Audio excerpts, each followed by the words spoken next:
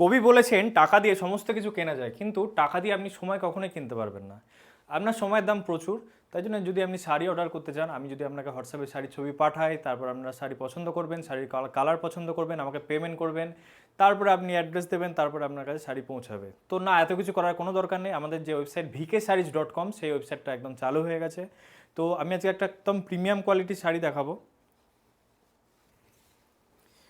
এটা একটা জামদানি শাড়ির ওপর যাচ্ছে, পুরো আঁচলটা আপনার এরকম যাবে, ইক্কত কাজের ওপর থাকছে বর্ডার।